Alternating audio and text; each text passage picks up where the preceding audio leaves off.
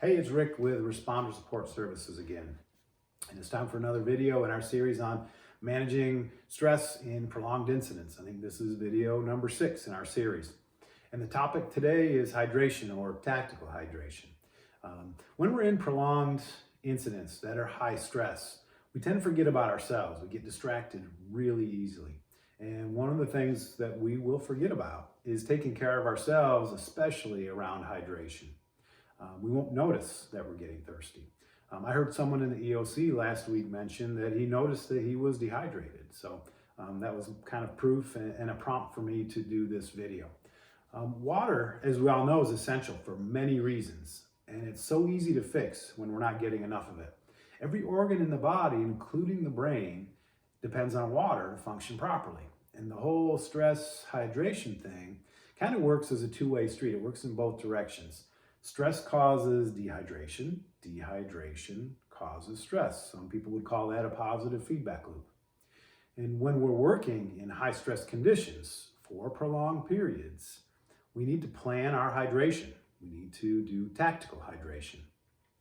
In my last video, I talked about all the trouble that cortisol causes. Well, being dehydrated by just 1/2 of a liter drastically increases our cortisol. And this is going to make us more reactive under stress.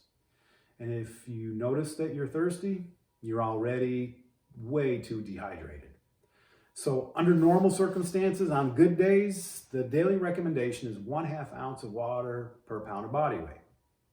Under the kind of conditions we're in now, under these prolonged stress conditions, the recommendation goes up. And it's now actually 1 ounce of water per pound of body weight. So for me, for a 180-pound dude, here's what my daily amount of water is recommended to be. These are 16-ounce bottles. And that means about between 11 and 12 of these 16-ounce bottles of water. And I am not endorsing any one particular product, but this is what my daily amount of water should look like. Think about your hydration tactically. Keep bottles of water where you'll see them. Keep them on your desk and drink water throughout the whole day. Keep a bottle next to your bed. And when you wake up in the morning, start drinking water. Don't drink at night before bed. That'll interrupt your sleep. But as soon as you're awake, start drinking water. Think about switching soda and coffee to water.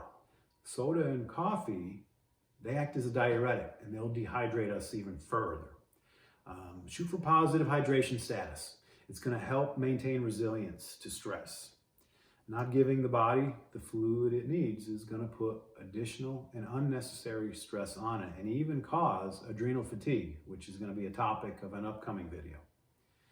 Keep this in mind too.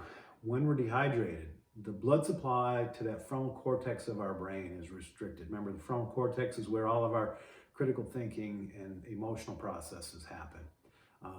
And when the blood supply there is impacted, it's going to make us react instead of think in high stress situations.